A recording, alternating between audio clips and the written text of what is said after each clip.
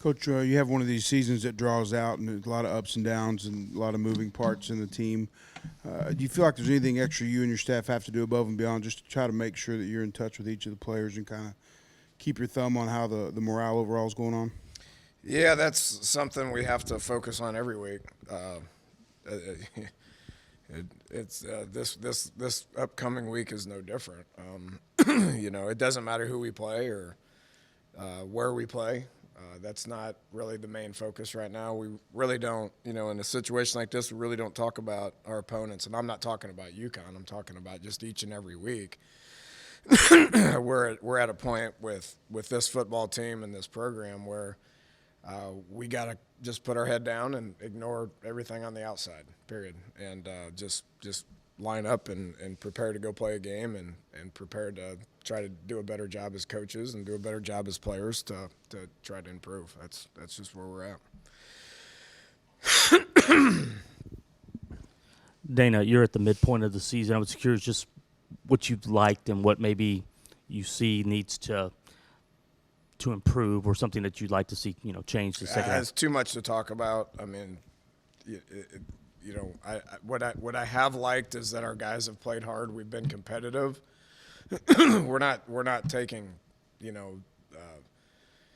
we're not taking bad losses. We don't like losses. I mean, but we're not just going out there putting really bad things out there on the field. I do think we're improving. Offensively, I do think we took a little bit of a step back from where we were against North Texas. I think, having some injuries up front against a really good front was we got exposed a little bit. Siri wants to talk a little bit here.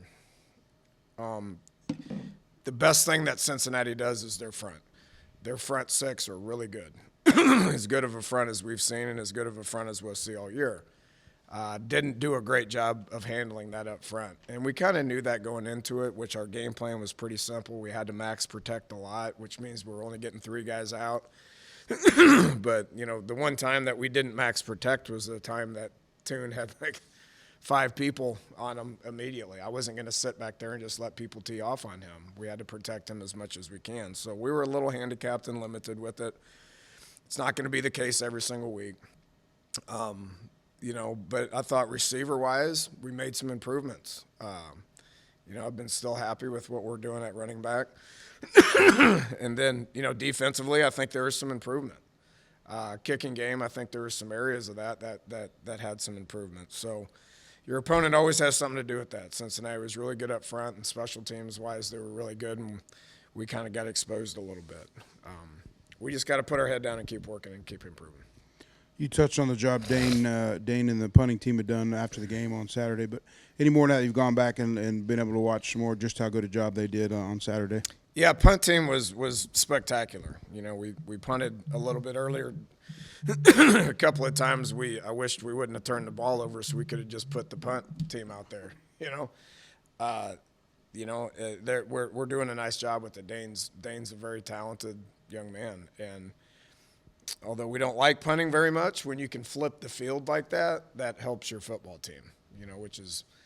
Which has been good to see, and that helps our defense by pinning people back as well. So it's a weapon. Our kickoff return team got exposed.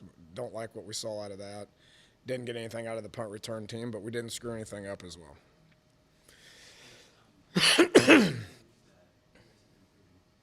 Aspect of the game. What does that mean heading into carrying that momentum to Connecticut? Season's half over. We got a lot of football left, so.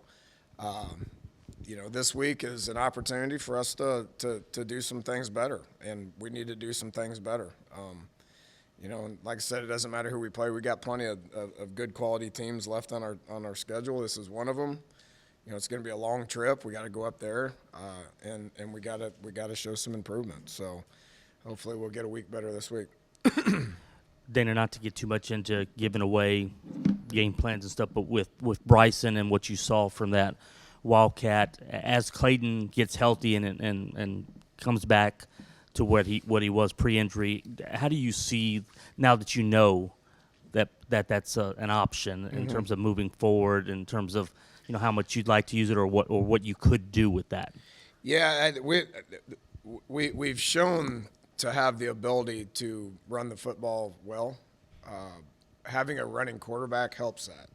Making sure that the defense has to account for the quarterback has been beneficial for us in the running game. Obviously, Derek was really good at it, and Clayton showed the one game that he was healthy that you better account for him too now. So you could see when Clayton broke the pocket a little bit, he wasn't running very well, right? So once he gets back, they're going to have to account for him in the pocket. In the meantime, we're probably going to do some things with Bryson because he's natural at it, and he can throw the football, so they got to account for it. But him actually playing quarterback going through reads is not something that we're going to do. But putting him back there and making sure that the defense has to account for a guy is something that we are going to do. Yes. In an effort to protect Clayton in the game, moving Logan out, was that just kind of try to keep the defense guessing in terms of what you could do there if you wanted to? Yeah, I mean, somebody's got to communicate the calls. And you can say, well, what's so hard about communicating the call? I can tell you that it's hard. So getting the signals and reading it off you got to be able to do that. And I would never put Bryson or any of those running backs in a situation where they would have to do that. That's just not what they do. I mean, Logan's had 8 months of practice and been listening to what I say for about 19 years now, so kind of understands how to communicate things. And I thought he did a great job for 2 weeks when he was the only quarterback that we had of going out there and running our offense and getting us ready to play. I thought he did a good job with that. With that said, he's a freshman. He's not really ready to play a whole lot. But he can communicate it and get things called, yes.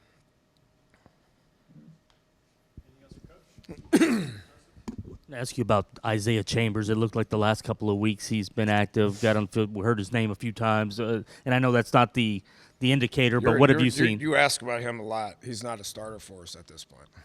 Okay. So he needs to keep improving. I did want to ask having the value of a solid scout team. You look at what you guys have.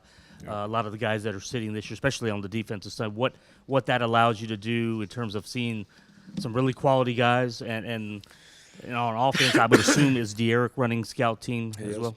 Yeah, look, even without guys like De'Eric and without guys like the 5 or 6 guys defensively that are sitting, one of the things that I think we do well is the focus that we put on scout teams.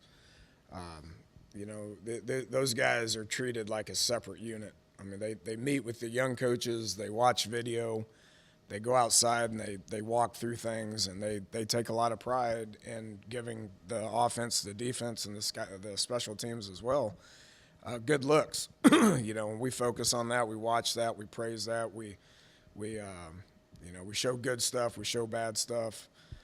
The better the players are, the more competitive the practices, the better we're going to get. And right now our scout teams are functioning at a very high level because of the amount of players that we have that are able to do it. And but we focus on it and we coach that thing hard too. So we're getting a lot of good looks with a lot of good players that'll be playing for us in the future. Those guys do a good job on scout team. They got a chance to move up as well. We got a couple of those guys that have started traveling. Some of them are red shirts that are eligible, that are going to be able to get some snaps here towards the end of the year. If I didn't ask, how did Clayton feel after the game? Maybe a day later, and what's the plan? It's the same. It's going to be maintenance. I mean, the hamstrings don't just like wake up in the morning and it's like, okay, it's 100% now. So there's going to be maintenance involved with it. I thought he managed it really well. He was smart with it. Like I said, everything we did was trying to keep him in the pocket, and hopefully he's a week better and we'll get him back to normal. He's a much, much better player when he can use his legs, right? So hopefully this week he'll be back to 100%. Don't know. We'll practice here this afternoon and see what he looks like.